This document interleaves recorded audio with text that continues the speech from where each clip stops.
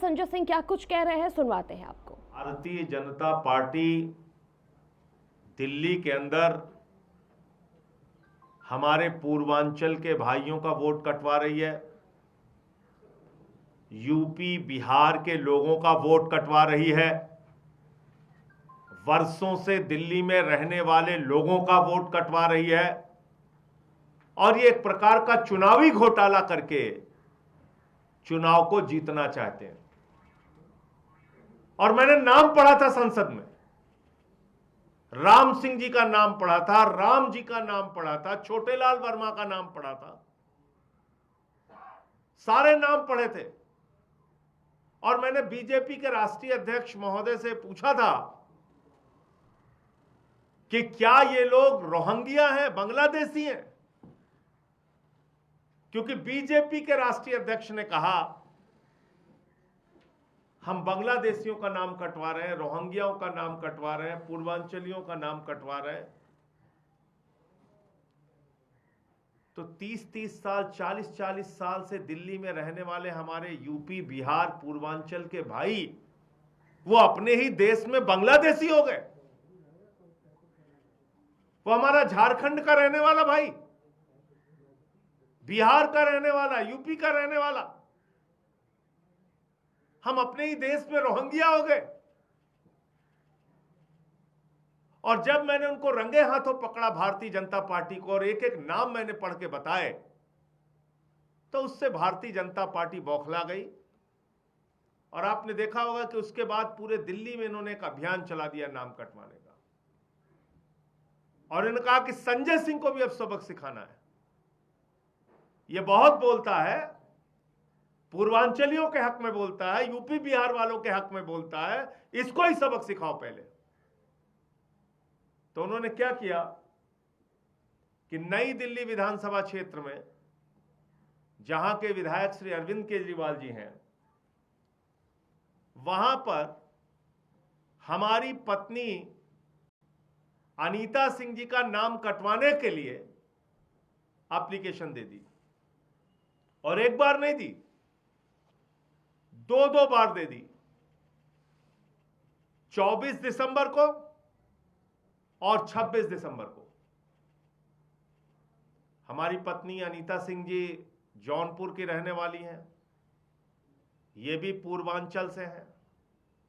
मैंने पूर्वांचल का मुद्दा उठाया, यूपी बिहार के लोगों का मुद्दा उठाया, तो अब इस बात पे लग गया कि इनको ही सबक सिखाओ, इनकी पत्नी का ही वोट कटवा दो, तब इनको अकल आएगी। ऐसे मत करो बीजेपी वालों, नड्डा साहब ऐसे तो मत कीजिए। इस तरह से तो दिल्ली के अंदर चुनावी घोटाला मत करो भाजपाइयों, इस तरीके से तो चुनाव मत कराओ तुम। सबके वोट कटवा कटवा के चुनाव जीतना चाहते हो। जब अरविंद केजरीवाल जी के क्षेत्र में एक सांसद की पत्नी का, जो पूर्वांचल की रहने वाली है, उनका वोट आप कटवा रहे हो, तो अब यह बात पूरे दिल्ली के लिए स्पष्ट हो चुकी। मेरा दावा, मेरा कथन, मेरा मुद्दा 100% सही था कि पूर्वांचल के, यूपी के, बिहार के लोगों के वोट भारतीय जनता पार्टी कटवा रही है। आप मेरी पत्नी का ही वोट कटवाने के लिए एप्लीकेशन दे आए, 2 बार, 24 दिसंबर और 26 दिसंबर। मैं जिस महिला की ओर से एप्लीकेशन पढ़ा, उनका नाम नहीं लेना चाहूंगा, लेकिन उनकी डिटेल मैं चाहूंगा कि आप लोग खुद से पता कीजिए कि वो कौन है जिन्होंने ये एप्लीकेशन दिया है। अब आप देखिए, ये अनीता सिंह जी जो हमारी पत्नी है, उनका जो वोटर आईडी कार्ड का नंबर है BTM 220 29 और 35, 220 BTM 220 29 35, BTM 220 2935 और CPWD का सर्विस सेंटर जो है, वहां पे इनका वोट पड़ता है। ये पूरी उसकी डिटेल है। और इसलिए मैं मीडिया के बंधुओं से कहना चाहूँगा, आप लोग भी कृपा करके नज़र रखिए। दिल्ली में ये लोग बड़ा चुनावी घोटाला करना चाहते हैं। हम लोगों ने केंद्रीय चुनाव आयोग को भी इसकी शिकायत की है। संसद के अंदर भी मैंने ये मुद्दा उठाया है। श्री अरविंद केजरीवाल जी के साथ मिलकर जाके हम लोगों ने चुनाव आयोग को भी कहा है, लेकिन अपनी हरकतों से बीजेपी बाज नहीं आ रही है और वोट कटवाने के अभियान में लगातार जुटी हुई है। तो मैं देश के मीडिया बंधुओं से, आप लोगों से भी हाथ जोड़ के निवेदन करूंगा कि जो प्रयोग इन्होंने महाराष्ट्र के अंदर किया, हरियाणा के अंदर किया, उसी चोर दरवाजे से वोट कटवा के चुनाव जीतने की भारतीय जनता पार्टी की मुहिम को विफल करना है और इसमें सच्चाई आपको दिखाने की आपसे अपील कर रहा हूं। मैं जो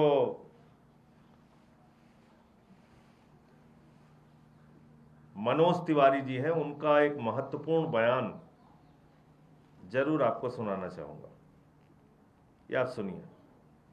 आरकेपुरम के 3800 लोगों के वोट कटवाए गए। वहां के वोटर्स को अपने वोटर आईडी कार्ड के साथ, आधार कार्ड के साथ मैंने मीडिया के सामने रखा और वो सारे के सारे हिंदू थे। अब कह रहे वो बांग्लादेश से आए हुए, यूपी के, बिहार के, दिल्ली के, हरियाणा के रहने वाले लोग। मैं यहीं से चलना चाहता हूँ।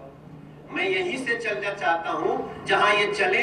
अगर ये आरोप सत्य कर दे तो मैं राजनीति से इस्तीफा दे दूंगा। ये टोटल आम आदमी पार्टी का एक झूठा नैरेटिव है जो बिल्कुल नहीं हो रहा है, बल्कि ये लोग कटवाते हैं। हमारे डिलीशन के लिए नाम दिए गए, क्या डिलीशन के लिए नाम दिए गए? ओनली इलीगल घुसपैठिए की जहां बात हो रही है, क्या उसमें हिंदू थे या रोहिंग्या थे?